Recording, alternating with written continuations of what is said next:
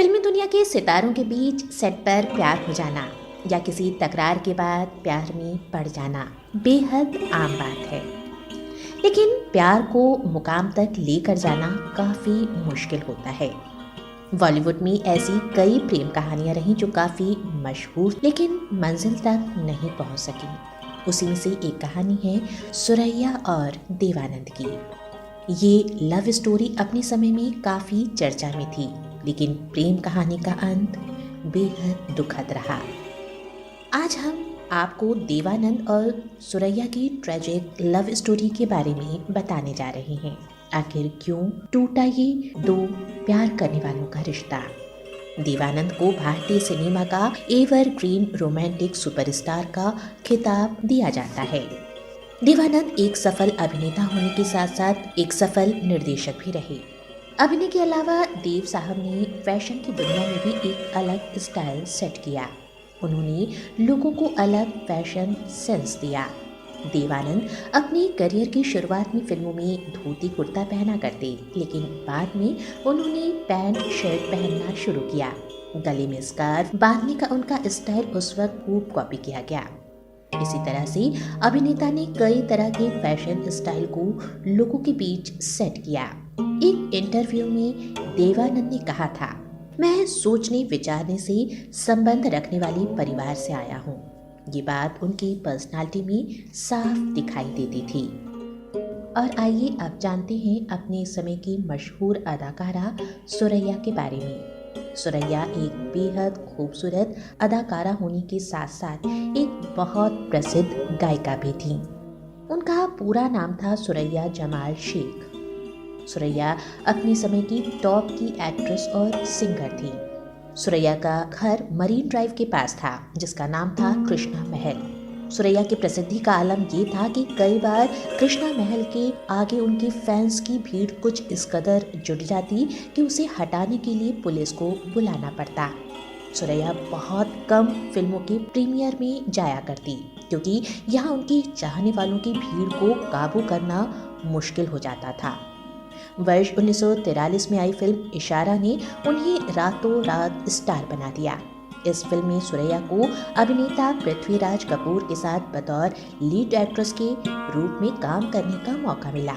40 और 50 के दशक में बॉलीवुड की इस पहली ग्लैमर गर्ल ने एक से बढ़कर एक फिल्में दी। साल 1940 में देवानंद फिल्म इंडस्ट्री में अपने पैर जमाने की कोशिश कर रहे थे। वहीं सुरैया उस जमाने की मशहूर एस्टैब्लिश अभिनेत्री और सिंगर थी। देव और सुरैया की पहली मुलाकात फिल्म विद्या के सेट पर हुई। दोनों की एक साथ ये पहली फिल्म थी। एक इंटरव्यू में देव साहब ने बताया कि सुरैया और मैं फिल्म में काम करने के दौरान करीब आए थे। वो बहुत अच्छी थी। मैं उनके दोस्ताना व्यवहार से प्रभावित था। इतनी बड़ी स्टार होकर भी उनमें जरा भी घमंड नहीं था। मैं उनसे बेइंतहा मोहब्बत करता था। तब मैं जवान था और यह मेरा पहला प्यार था। हम दोनों चुंबक की तरह नजदीक आते चले गए। हम एक दूसरे को पसंद करते थे और फिर प्रेम करने लगे। फिल्म विद्या का एक गाना बोट पर फिल्माया जा रहा था। तभी शूटिंग के दौरान नाव पलट गई। देवानंद ने अपनी जान की बाजी लगाकर सुरैया को डूबने से बचा लिया। देवानंद ने एक असली हीरो की तरह सुरैया की जान बचाई थी, जिसके बाद सुरैया उन पर जान छिड़कने लगी। हादसे के बाद सुरैया ने कहा, देव सिर्फ पर्दे के ही हीरो नहीं बल्कि असल जिंदगी में भी दिलेर है। देव और सुरैया का प्यार परवान चढ़ने लगा। देव जल्द से जल्द सुरैया से शादी करना चाहती थी और इसीलिए वो अपने प्यार के पास सगाई की अंगूठी लेकर पहुंचे। देवानंद ने सिमी ग्रेवाल को दिए एक इंटरव्यू में बताया, सुरैया बड़ी एक्ट्रेस थी, हमेशा लोगों से घिरी रहती थी। उनसे मिलने के लिए बहुत जद्दोजहद करनी पड़ती थी। एक दिन हम चुपके से एक पानी की टंकी के पास मिले। सुरैया ने मुझसे लिपटकर आई लव यू कहा। इसके बाद मेरे पाँव जमीन पर नहीं पड़ रहे थे। मैंने सोच लिया अब ऐसे नहीं चलेगा। मैंने फौरन सगाई की एक अंगूठी खरीदी। मैं सुरैया के प्यार के लिए तड़प रहा था, लेकिन उसे पता नहीं क्या हुआ। उसने मेरी अंगूठी समंदर में फेंक दी। हालांकि ये बात मैंने कभी सुरैया से नहीं पूछी कि उसने ऐसा क्यों किया। सुरैया और देवानंद के दिल की बात बस सुरैया की माँ ही समझ पा रही थी। वही थी जो दोनों को हौसला दिया करती। सुरैया की माँ देवानंद के साथ अच्छी तरह से पेश आती थी, लेकिन सुरैया की नानी तो देवानंद की शक्ल तक देखना पसंद नहीं करती थी। सुरैया की नानी नहीं चाहती थी कि उनकी नाती का रिश्ता एक हिंदू लड़की के साथ हो। देवानंद की ऑटोबायोग्राफी रोमांसिक विथ लाइफ के अनुसार मोहब्बत में खिंची मजहब की दीवार तोड़ने पर देवानंद के साथ साथ सुरैया भी तैयार थी, लेकिन रिश्तेदारों के आगे ये मुमकिन ना हो सका।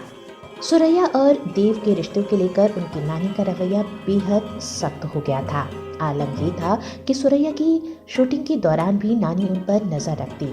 ऐसे में दोनों का मिलना और बात करना लगभग बंद हो गया था।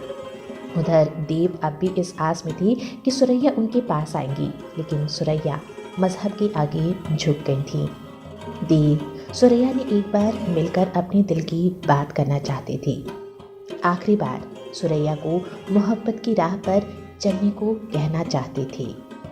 देवानंद की ऑटोबायोग्राफी के अनुसार जब देव साहब ने आखिरी बार सुरैया को मिलने के लिए फ़ोन किया, संयोग से उनका फ़ोन उनकी माँ ने उठाया। माँ ने दोनों को मिलने की इजाज़त दे दी। रात 11:30 बजे देव साहब अपने दोस्त और मुंबई पुलिस में इंस्पेक्टर ताराचंद के साथ सुरैया के घर गए। घर की छत पर सुरैया पहले से मौजूद थी। सुरैया दौड़कर देव साहब के सीने से लग गई और रोने लगी। दोनों आधे घंटे तक बस रोते रहे। ये उन दोनों की आखिरी मुलाकात थी और इसके बाद दोनों ने हमेशा के लिए एक दूसरे को भूल जाने का फैसला किया। वर्ष 1954 में फिल्म टैक्सी ड्राइवर के सेट पर देवानंद को फिल्म की इस नई एक्ट्रेस कल्पना कार्तिक से प्यार हो गया और इसके बाद देवानंद ने बिना देर किए कल्पना कार्तिक से शादी कर ली, क्योंकि देव साहब दूसरी बार अपने प्यार को खोना नहीं चाहते थे। जीवन की आखिरी दिनों तक कल्पना देव के साथ रही। 3 दिसंबर 2011 को हार्ट अटैक से देवानंद का निधन हो गया। बात करें अगर सुरैया की, तो देवानंद से अपनी मोहब्बत अधूरी रहने के बाद सुरैया ने कभी किसी और से दिल नहीं लगाया। उन्होंने ताउम्र शादी ना करने का फैसला किया। कहा जाता है कि सुरैया देव साहब की ज़िंदगी में वापस आना चाहती थी, लेकिन तब तक काफ़ी देर हो चुकी थी। देवानंद ने कल्पना कार्तिक से शादी कर ली थी और उनकी ये मोहब्बत अधूरी ही रह गई।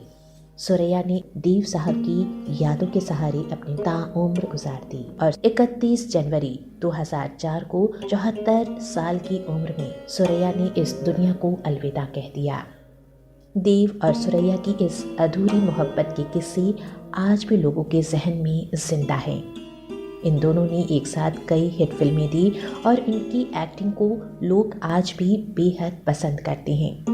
हिंदी फिल्म इंडस्ट्री की 2 बेहद खूबसूरत और कामयाब स्टार्स की ये अधूरी लव स्टोरी आपको कैसी लगी, हमें कमेंट करके ज़रूर बताएं। साथ ही अगर आप कोई हमें सुझाव देना चाहते हैं तो कमेंट सेक्शन में ज़रूर लिखें।